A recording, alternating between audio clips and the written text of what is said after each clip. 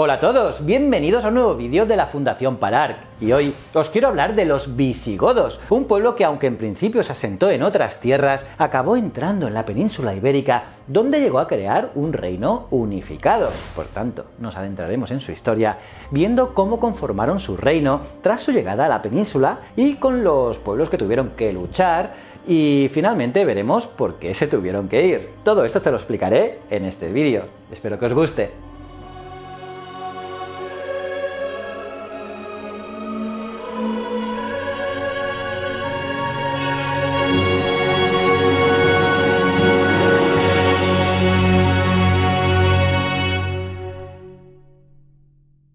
A partir del siglo V, varios pueblos venidos del norte de Europa irrumpieron en Hispania, coincidiendo con la crisis final del Imperio Romano. Ese fue el inicio de un proceso que terminó con los visigodos estableciendo un reino en Hispania que duró hasta la invasión musulmana en el año 711 después de Cristo. Así, desde el siglo III al V, varios pueblos germánicos calificados como bárbaros por los romanos llegaron a Hispania.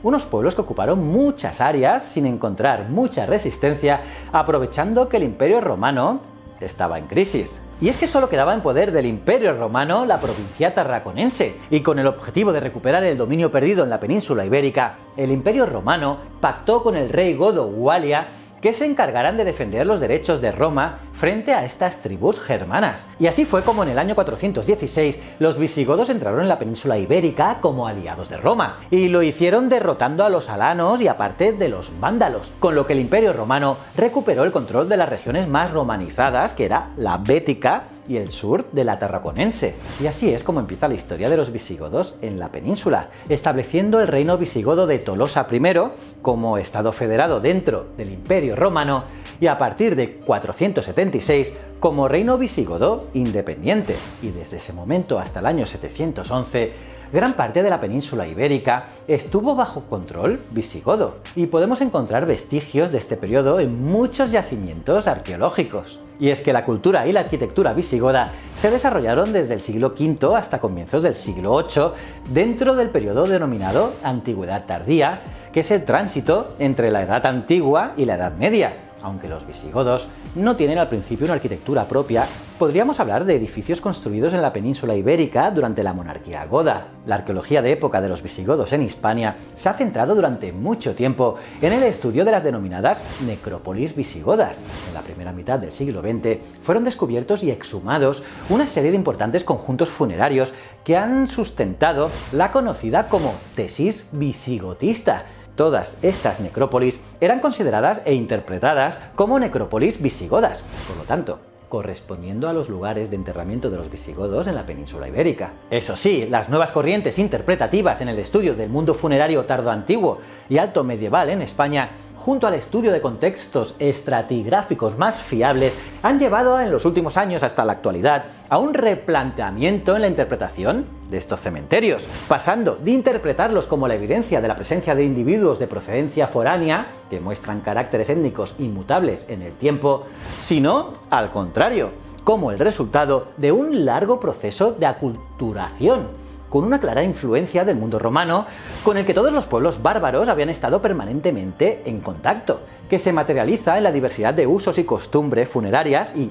lógicamente, con el que todos los pueblos bárbaros habían estado permanentemente en contacto, que se materializa en la diversidad de usos y costumbres funerarias y, lógicamente, en la vestimenta, elementos de adorno y depósitos funerarios que encontramos en los enterramientos de los siglos V a inicios del siglo VIII. Y bueno, necrópolis visigodas se han encontrado en muchos lugares de la península, como el Vicálvaro de Loranca en Madrid, Arroyo de la Luz en Cáceres, el Carpio de Tajo en Toledo, Malagón en Ciudad Real o Gandía en Valencia.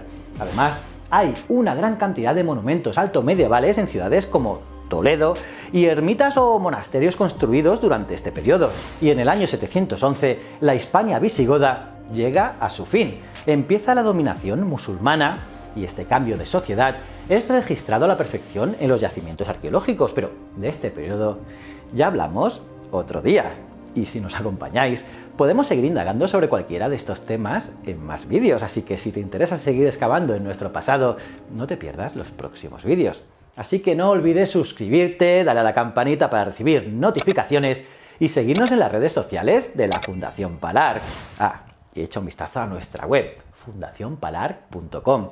Allí encontrarás las últimas noticias de arqueología y paleontología. Te invitamos a que nos acompañes en este apasionante viaje a lo largo de nuestra historia. Muchísimas gracias.